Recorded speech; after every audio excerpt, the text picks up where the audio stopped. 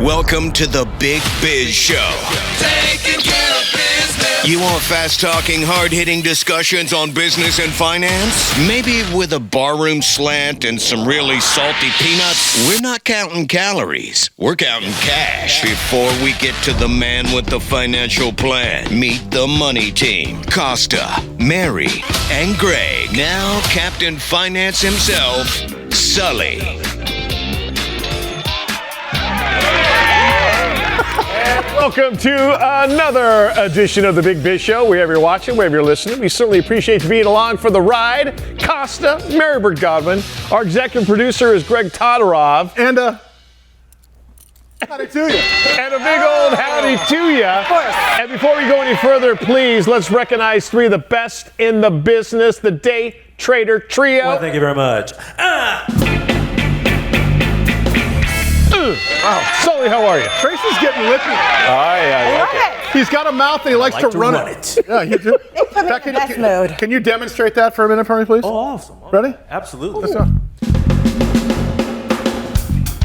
Ladies and gentlemen, I have a mouth and I like to run it. I get a little lippy. Okay, sure. All right, ladies and gentlemen, welcome to this middleman's entries and articles. His honors made honorable observations for mass production, mass consumption of fly school graduate ready for class destruction.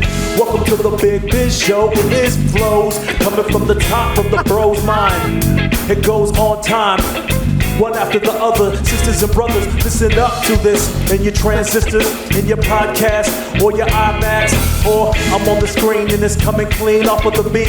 Ladies and gentlemen, And the microphone is passed to Mike Costa.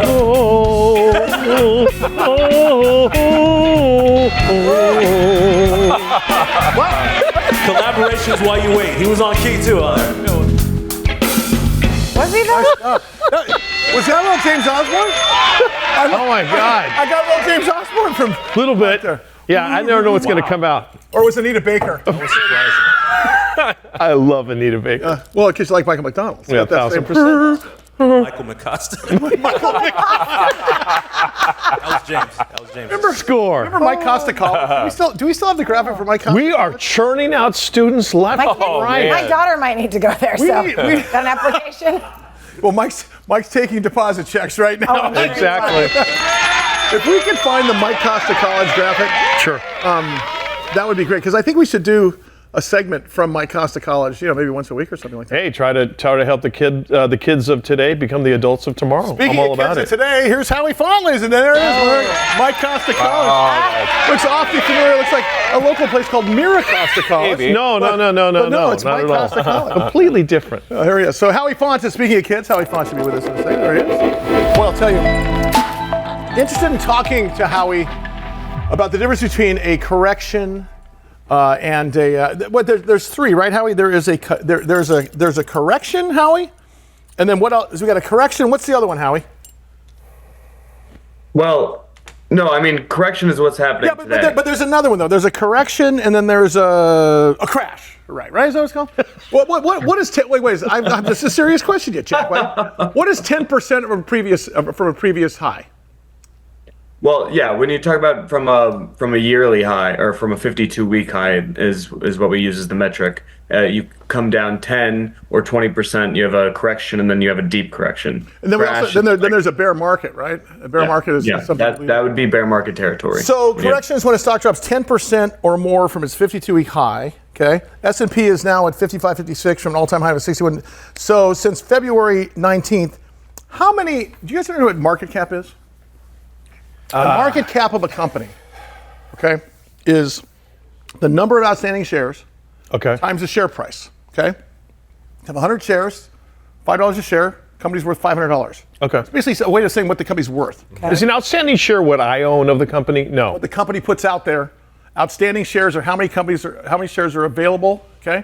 Oh, you got stuff in the float. Okay, I'm going to tell you, if you think in terms of market cap. Okay. Gained or lost. A bunch of market cap gains means a lot of companies increased in value. We come back, Howie's going to tell you how much market cap was lost in value on the S&P since February 19th. We're talking about less than 4 weeks. Big Biz Show, back with Howie Font, our puncturepreneur, in just 1 second.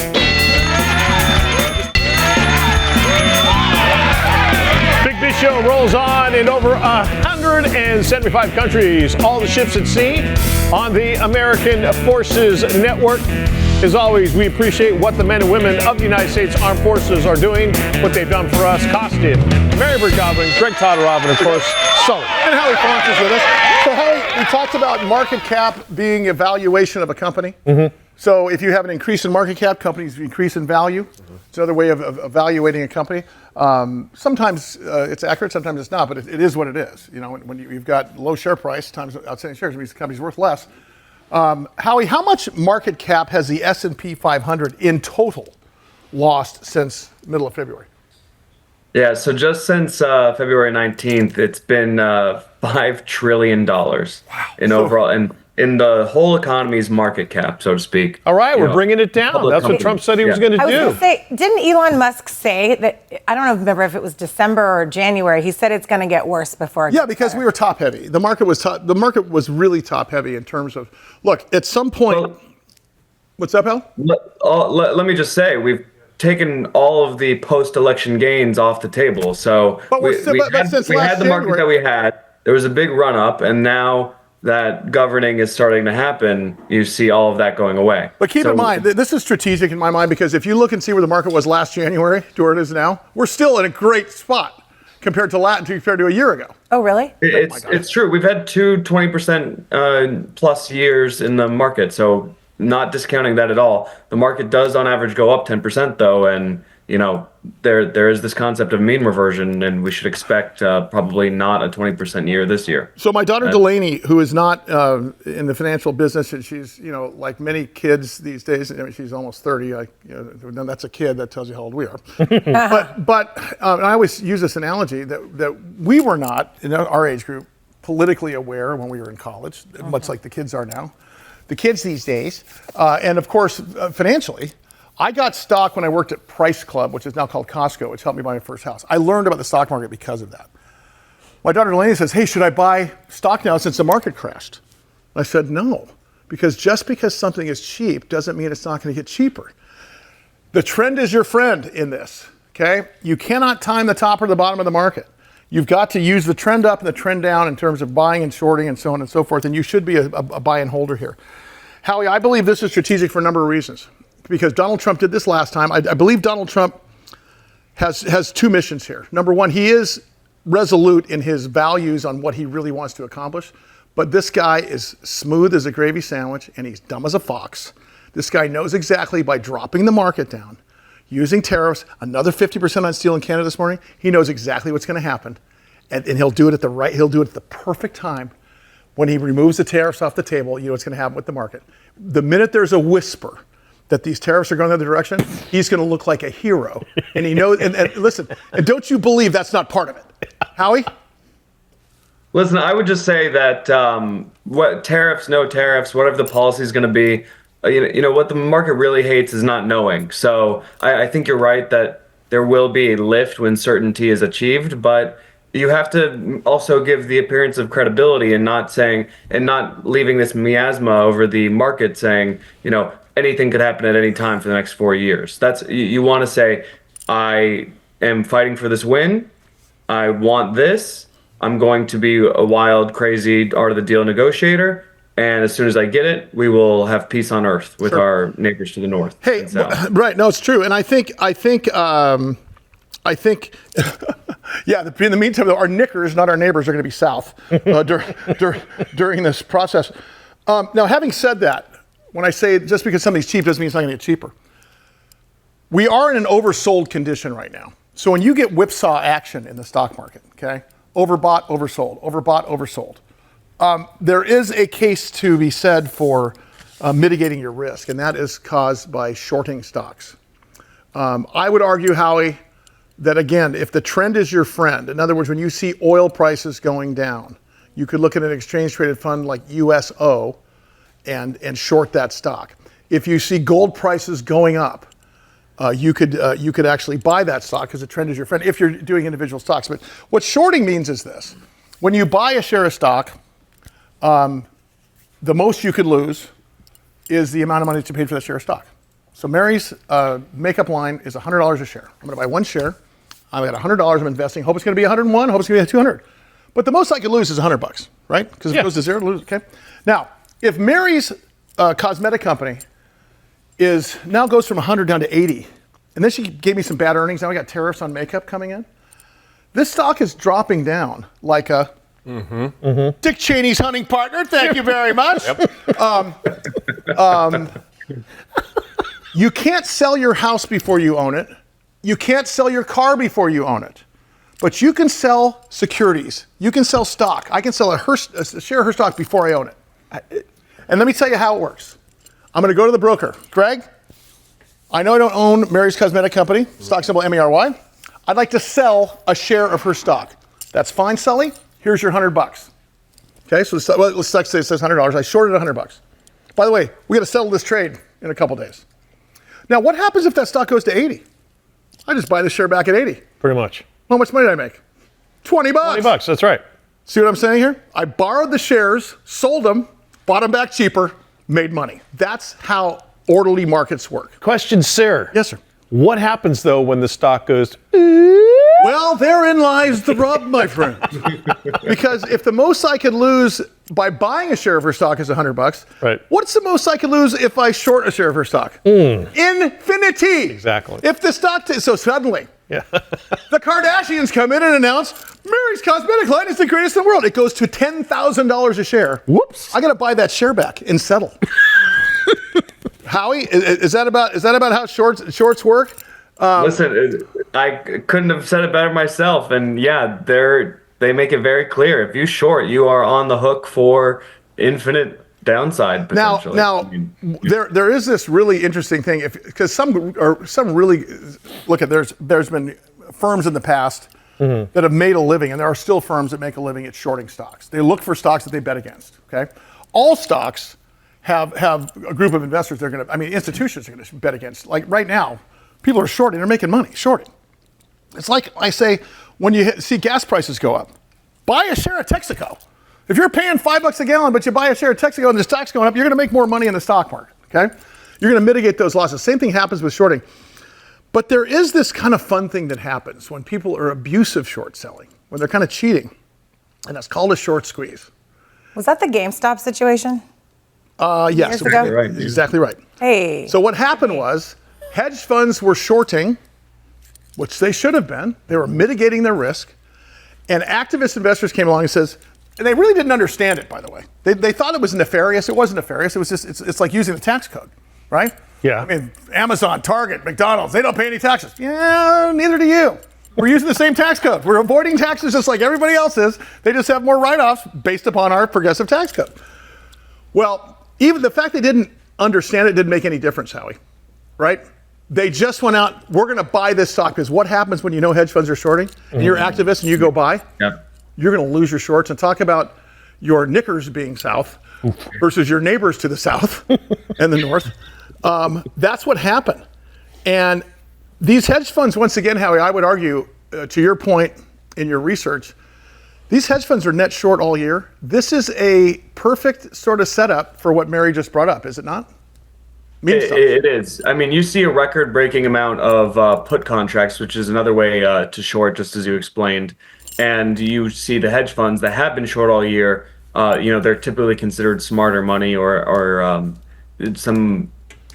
they have some insight that the retail market doesn't. The hedge funds do. So we're seeing signals that there is a big not GameStop levels, but GameStop-esque short squeeze that could be happening in the market. When we see a correction like this, when we have an event like tariff clarification or just good earnings, Nvidia could do something. I don't know what would trigger it. There's many things that could.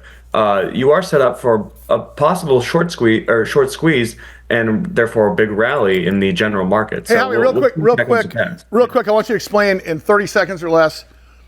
There's a record number of contracts, 30 million plus, which they're put contracts.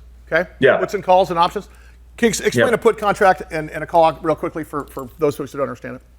Yeah. So a put contract is the right. You are buying the right to sell your stock at a certain price. So people will buy a put contract, then the stock will go down, and you are secure in your holding. They're betting against. They buy a put contract. Yes, they're betting against the market or the company, right? Yeah, There's a record number of put contracts in the markets right now. Yeah, and they're betting that's one of the against reasons the market. we think there's a short squeeze that could. Howie Font for president. Come on, let's get a pat going. We're going to be billionaires. See you tomorrow. Wow, he's a smart so guy. much. He's a smart fella. God. You know, I love when he talks about your knickers to the store north. Let him or you? Well, I thought he was talking about your knickers were down because, you know, you're taking the shorts, so to speak. Sure. Well, he was saying neighbors to the north and south because he was talking about tariffs. I just misunderstood him. We promise we'll keep your shorts up. We'll keep our shorts up. Much more at the Big Biz Show.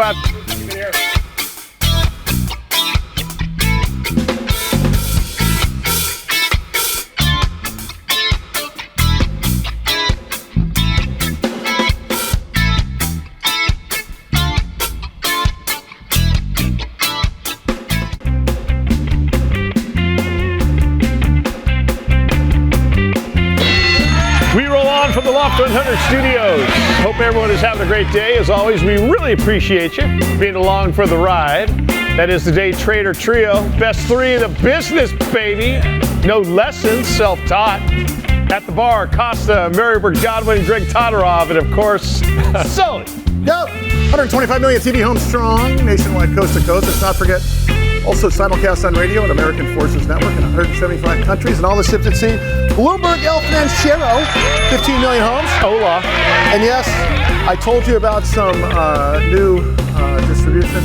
Bloomberg EU is finally in the can. We'll be there in 2028. Next month. Who do we have in studio, Greg? Oh, look who we have. We have Claude Zdanow. Come on.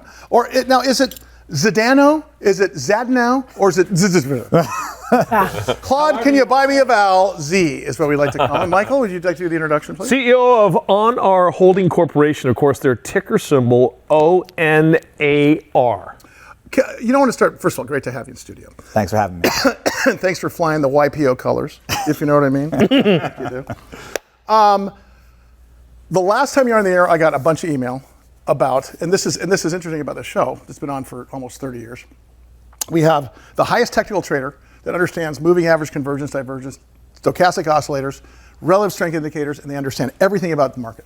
We also have Johnny Lunchbucket, some of our military audience, that doesn't know what it means when I say the Dow's up, Dow's down, so on and so forth. What is the Dow? You talked about a holding company. I got those emails last week. What's a holding company? So before we get to your company, the labs, the marketing technology, everything, as a CEO of a public company, what is a holding company top down? Yeah, look, holding company, just fancy way of saying a business that owns a bunch of other businesses, right? For us, that means specifically technology, marketing-focused businesses, and we're in 3 different sectors, the 2 biggest being digital and healthcare. But it just means we kind of own and operate those businesses within a larger platform, and there's benefits to doing that. Is this what you and I used to call vertical integration? Where you're buying businesses that help other businesses? Yeah, well, so that's part of our M&A strategy. Part of the acquisition strategy we're doing is to kind of vertically integrate businesses that we own already. But as a holding company, you might want horizontal integration, right? You might own different businesses where you can cross-sell services. You can have one insurance policy, one shared benefit. So there's a lot of kind of upside in putting those companies together under one roof. You know, what's interesting is the reason companies go public is really twofold. Actually, threefold. They want to sometimes on an IPO they want to ring the bell. They want to get some cash in the business, but mainly it's for access to capital and for using stock for currency for acquisitions. Meaning that instead of paying cash for an upcoming business or something that you see value in, you can use stock for currency as part of the deal. Once you make that deal, okay, most CEOs are going to go in there and say hello to their best clients in the new company. They're going to cut the fat. And they're going to try to integrate. What's your strategy when you see something because I know this is what you do. I mean, this is your secret sauce.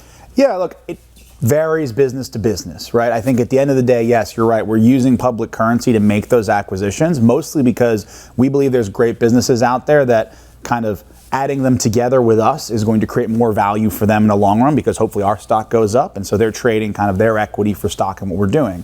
And then so they're believing in you as much as you're believing in them. Absolutely. Yeah, there's definitely that's there. I think one of the things we have to talk about is the pipeline before we get to the granular about what you guys do, because I want to spend a couple segments with you today on that.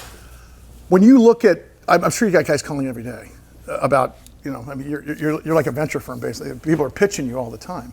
What are the key metrics? And I mean, what are the no sale type deals and no way? What are the ones what's the unicorn? Look, the simple thing is you want businesses that don't want to sell, right? Somebody maybe who's trying to sell, right, is kind of being shopped all around the block and they're looking for their path out. Ideally, you're trying to find businesses that don't need to sell or don't want to sell, right? You want to be able to find that opportunity, that business that's doing a good job running their own company, and where we say, hey, look, we think there's something special about what they do. It aligns with what our focus is, and we think by adding them to our business, we're going to grow, right? And that's really the idea. Everything's about growth for us, and being able to kind of find those right unbanked kind of diamonds in the rough, and being able to make strategic acquisitions to bring them into our fold to help grow the business. Metrics for looking at the businesses, is it a management focus? Is it a revenue focus? Is it a non-debt focus? Is it all the above? It's an EBITDA focus. So explain income, money that the company has left over, right? We take revenue, get rid of expenses, how much money is left over at the end of the day.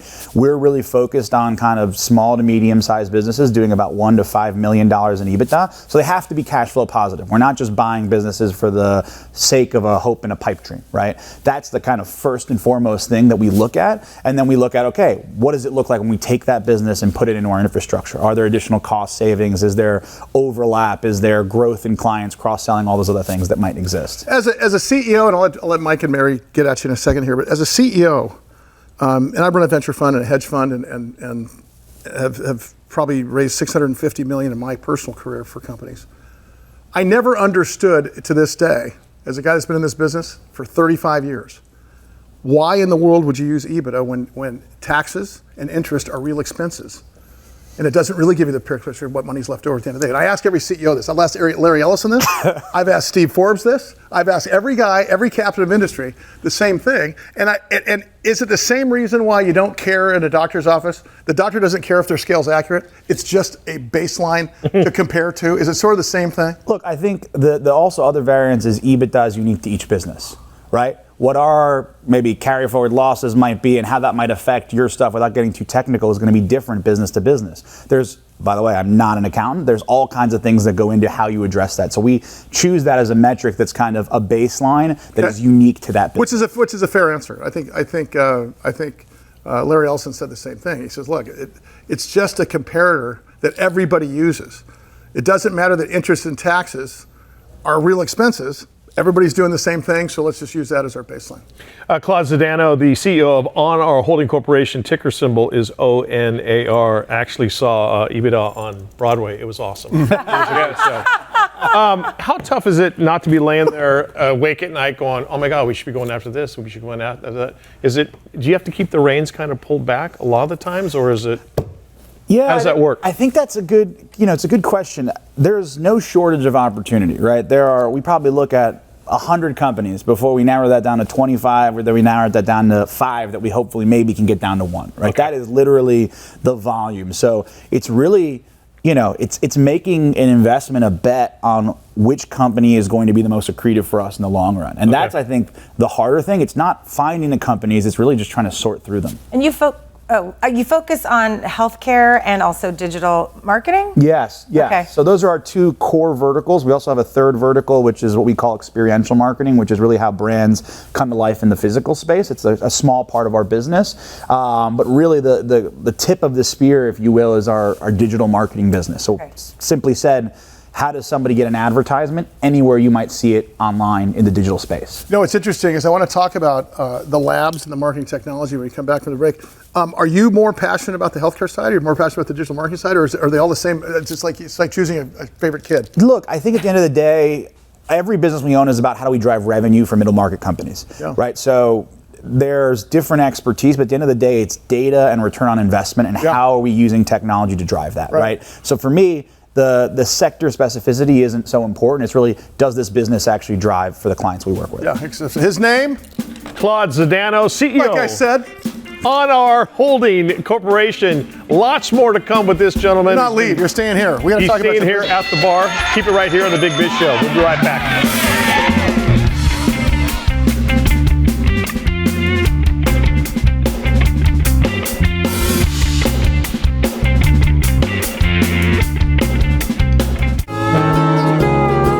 Loft 100 Studios, the Big Biz Show, and our affiliates and our hosts are not registered investment advisors or broker-dealers.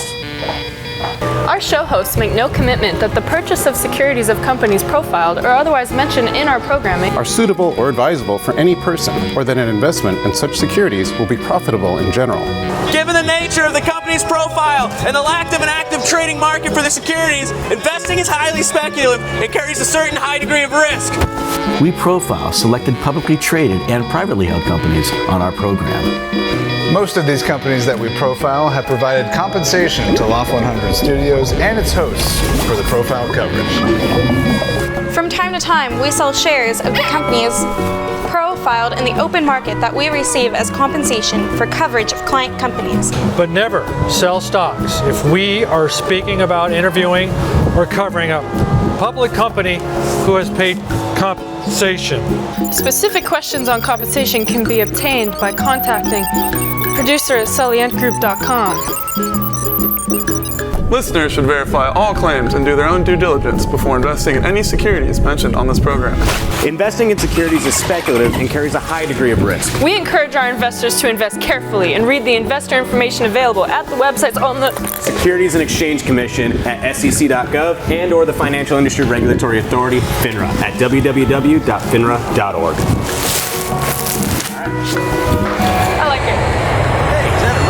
In over 175 countries, all the ships at sea on the American Forces Network. As always, to the brave men and women of the United States Armed Forces, thank you for what you do, what you've done for us. That is the Day Trader Trio, otherwise known as the DTT, best in the business. We are here as the Big Biz Show rolls on from the Loft 100 Studios at the bar. Costa, Mary, our executive producer is Greg Todorov, and of course, Sully. I got a question. If you talk about marketing technology, that was not in our lexicon, probably 5 years ago. How do you define marketing technology? And tell us about the business. Tell us what exactly you guys are doing. Yeah, look, maybe not 20 years ago, but I think, if you think about traditional marketing was, hey, we used to buy a newspaper ad, a magazine ad, right? Nowadays, it's all about how technology helps us be focused, laser focused, to get the advertisement to the right end consumer. That's all it is, right? We're just thinking about how do we do that more efficiently? Just like how ChatGPT can help you write a essay for your kids' homework much easier. When you and I talked last week, I think it was, about passive advertising, active advertising. Yeah. Passive advertising when you're driving home, listening to the carpet cleaning commercial. Active advertising, we used to thumb through a magazine. What do we call the current? Because I always thought, radio, king of all media, that listening to the same carpet cleaning ad for 6 months in a row creates recall and recognition. But you can't ever remember the name of the damn thing. But you can remember Winston tastes good. Like it should. Excuse me. Yeah, see? Right there. Like a cigarette should, you jack. That too. It was very close, though. Thanks for killing my analogy. But so is the recall and recognition, which is everything in advertising now, is that based upon frequency? Is it based upon passive, active, or is it based upon the fact that, I remember being on TV 25 years ago saying, what do I need a website for? I'm on TV. And suddenly you realize, if you don't use the entire spectrum of what's on the table, you're losing money, right? Yeah, I think it's a combination of frequency and right place, right time, right? At the end of the day, average person takes 3 to 6 touch points of seeing an advertisement in the digital ecosystem just specifically to transact, and it's never usually the first time, right? And by the way, that first time might be on Instagram, but the second time might be somewhere different on your CCTV or wherever it is that you might be seeing, that sort of thing. How did the whole, ask app not to track thing that Apple put in place, how did that affect? What did you say? Ask app. Every time you get a new app, it says ask not to track. So, right. What does that mean? It means that marketers can't track your. Well, what the hell good are you then? Well, right. But they, because some people didn't want to be tracked, but I'm of the thought that I like to be tracked because I want to be served ads that I like. You're going to give us, what was that tequila company? You're going to give us that. Yeah. Versus the water company. Yeah, look, there's this, I don't know, maybe a misconception. I get it. People want to control their data. They want to feel that they have control over privacy. So at the end of the day, a lot of that. A lot of that came from this place of people being concerned that their phone was listening to them, right? It was tracking them. Right. But at the end of the day... Oh, look, Claude Zdanow calling me. You're here. There's an ad for ONAR. But like the idea is, it's not that like we know it's any individual person, right? It's the same reason when a TV show you used to have all this data about how many homes and where were the homes. We don't have Nielsen anymore. We don't have Arbitron anymore. Yeah. Do you know what it's about? It's about touch points. Yeah. Right. So you make it. That's a fantastic point. Arbitron used to give out diaries for radio listeners. Remember when the radio stations used to say, oh, yeah, 25 past the hour, AM 600 Cocoa, all the time. So you kept on listening. What time? When you got your diary, and Greg can tell us better than anybody. When you got the diary, you knew AM 600 Cocoa, what time are you listening? Then they gave out personal people meters. Ugh. Basically, would set in all of San Diego, 3 million population. Yeah. There's 120 total. Yeah. And statistically speaking, they say that's how they're doing it. What a true cross section. And by the way, when they compared what people were actually listening to their diaries, it was not even close. Oh no. So to your point, Arbitron tracks radio, Nielsen tracks television, but those are gone the way of the dodo, because now it comes down to what's called a CPM model, which means that, like for example, we're in 125 million TV homes, plus we're everywhere else.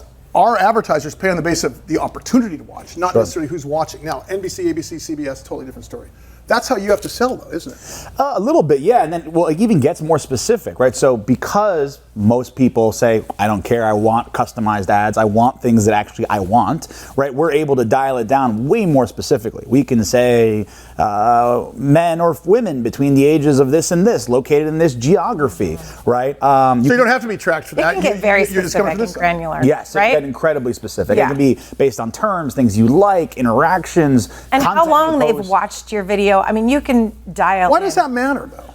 Because you may see like the color, and then you look at it for 2 seconds, but then you bounce before the message has got across, right? So yeah, so it's about data points, right? And the idea is you can kind of take these different data points and start to build cohorts of people that you want to advertise to back to, instead of just machine gunning, hoping somebody sees it and wants to buy your product. You can give the right advertisement to somebody who actually wants to buy your product at the right time. Okay, hey, Jared, our Emmy Award-winning director, Jared Coleman. Jared, can you bring up once again the screen that showed their clientele on the big screen here? I have a question about that, because I saw some brands here like Paso Robles Winery and stuff like that. What I want to know is, so there you go. So you've got a number of brands, some pretty well known up there.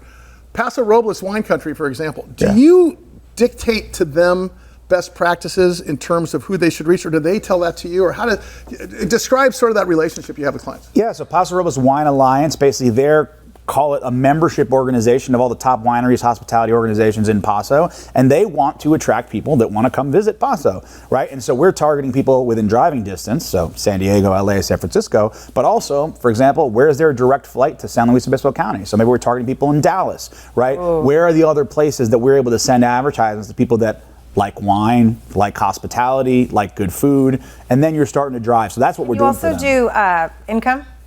Yeah, you can, in certain cases, you can obviously, depending on the platform where you're running advertisements, yes. How tight are you with the McAllen people? Hey, so look over to IQST. Yeah. Okay. Different game. So talk about the metrics there versus that's a whole, because you guys have to create a new, you start over every time. What is IQST? Sorry, I don't know. It's a global telecom business. It's a partnership. They're also publicly traded. We have a unique partnership with them because we're both kind of growing public companies. And so we're very, very close with them. We've been involved with them with everything from, even before running an advertisement, how are they telling their story? Because they, not too dissimilar to us, have made a lot of acquisitions. They've bought a lot of different types of businesses, and they're trying to figure out how to communicate that to the world. Plus, they're an international business, so they have offices and team in Europe, the U.S., Central and South America. So for us, we are working with them as a holding company and their individual businesses to kind of build that story and make sure that advertisement gets to the right customer at the right place. For 2025 looks pretty good for you guys. As much as you can talk to us and tell us, what are you looking most forward to for this year? Look, I think for this year, I can talk about what we've announced already, right? We announced a pretty exciting partnership last week with Sam Nazarian's SBE. If you're familiar, they own the Mondrian Hotel, SLS Hotels. They sold to Accord for about $950 million few years ago, right? Big hotel group, restaurant group, very excited working with them.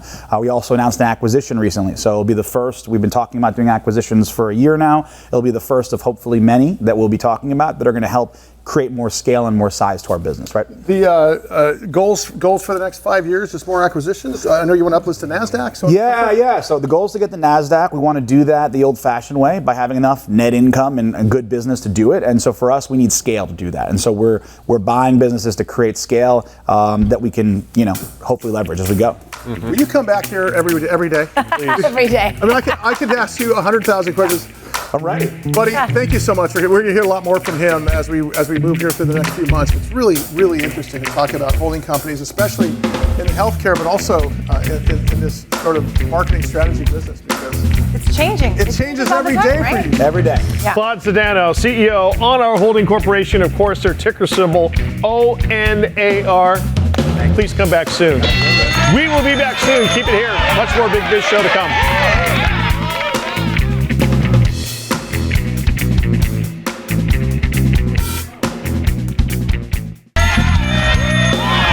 Big Biz Show rolls on. We are inside the Loft 100 studios, and so lucky that those gentlemen you see right there on the screen, the Day Trader Trio, are with us every single day as well. Hope you're all having a good day. Thanks for being along for this crazy ride. Costa, Marybert Godwin, Greg Todoroff, and of course, our main man, Sully. Is that Leonard? You playing Leonard Skinner? Skinner! Are you still? Is there a reason we're playing this one? Yeah. Big reason. What is that? Big reason. Well, because the gentleman, the founder of a company called Freebird Springwater, drinkfreebird.com. I started going back. Oh, I see what you did there. Yeah, look at that. Just kind of weaved it together. Look at that. But Jay Williams is the founder, and we were going back and forth on actually LinkedIn, and he was making reference to being a big rodeo guy, and I found it quite hysterical. And then I said, hey, what the hell? Let's learn about your company, Jay. And so he's decided to join us here on the Big Biz. Well, Jay, being such a rodeo guy, is a bull rider, and the 19.2 ounces is because that was his bull ride. Couldn't get to 20, could you, pal? Quitter. Jay, how are you, man? Thanks for the time. I'm great. Thanks for having me. Hey, so, okay. Freebird Southern Springwater, I got to tell you that I think the most brilliant thing about what you're doing, and I've seen this only one other place, is putting spring water in a can. And this solves a ton of problems. There's a taste issue and a taste profile that comes with drinking out of a can, but also there's this landfill thing. But talk about how you guys started. What is Freebird? How did it get going? Yeah, absolutely. I had an intrigue about the water business and always thought that perhaps if I could come up with an idea that I thought was worthwhile, that I would pursue it further. And I literally had an epiphany in the middle of the night, 4 a.m, wrote it all down and tried to execute on the idea. And sort of the basis of that was spring water in an aluminum can, for both the sustainability component of it, as well as, of course, the marketing elements, which I think are pretty cool. And with the can, you obviously have a little bit of a different feel than a bottle. There's sort of a cool factor to it. It's something that's very appealing to folks if maybe they're out and not necessarily looking to drink alcohol or a beer or whatnot. They can put a Freebird in their hand and feel like they're fitting right in. And as it relates to the product itself, we were able to secure a exclusive with a wonderful, amazing spring in the Blue Ridge Mountains. Actually, the first time I ever tasted it, I literally drank it out of the ground. That's some trust right there, by the way. Is that because it's called Vodka Springs? Was it? Yeah. How did you know? Because Greg and I found Tequila Springs. Yep. It is. We couldn't stop drinking it. It was amazing. Right. And you're so happy now. Look at you. So this is such a great job. So Jay, who's your target audience? You mentioned putting it in a can at a bar, and I am not a drinker anymore. So I think I might be. But it'll look like you're drinking a beer. But it looks like it. But I mean, it sounds like I might be your target audience. Yeah, absolutely. So I would say that it's sort of a multifaceted approach. First of all, exactly what you said. There's the current sort of environment where, younger folks in particular aren't drinking alcohol as much as they did before. So I think that gives us sort of an opportunity there. The sober curious is obviously a component of that, which, allows us to play into that audience for sure. And, having a can in your hand, rather than say, a bottled water of one of the big boys that I won't name, there's just a feel to it that I think some people resonate more with. And as far as the target audience, there's that audience, the sober curious or non-alcoholic drinkers. There's your blue collar guys. I mean, one of our components to everything about our marketing is everyday heroes. And, when I created the brand, I was thinking of sort of nostalgic Americana, small towns, blue collar, everyday heroes, soccer moms, tailgating at SEC football games or what have you. So, the target audience, I think, is really America, to put it frankly. Jay Williams is the founder of Freebird Spring Water. Their website is drinkfreebird.com. Jay, what more or less is the tiebreaker? What sets you apart from everybody else? Well, I think probably you start with the can. One of the inspirations for the brand was a brand called Liquid Death, which I'm sure you're probably familiar with. Mm-hmm. They've had a tremendous success story. In less than 6 years, they're worth over $1 billion. So, you can't argue with that. But what's happened in this category is they basically created a new category of very brand-centric beverage. In particular, water is what they started with. Now they've branched out into many other products, but their category is one that they absolutely own. And there really isn't a number two. I'm from Atlanta, so I'll talk about Coca-Cola. Coca-Cola, when they started, they owned their category. Until Pepsi came along, there really wasn't a legitimate number two player. And so we feel the same about this category, with Liquid Death effectively owning the category. While there are certainly other canned beverages out there, nobody has really threatened Liquid Death in any capacity. And we believe that, Liquid Death owns their audience, and they've done an absolutely amazing job of leaning into that niche.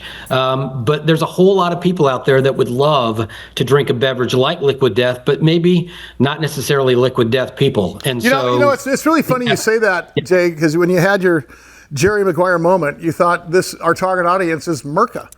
Right? And I will tell you, when I see Liquid Death, the first thing I thought was it's an energy drink. Yep. And I stayed away from it for years. Same. And the point is that as popular as they are, and of course, I believe it's for the same reason that pit bulls are popular with a certain organization. I think you're onto something here because look, nobody challenged Pabst Blue Ribbon until Miller came along.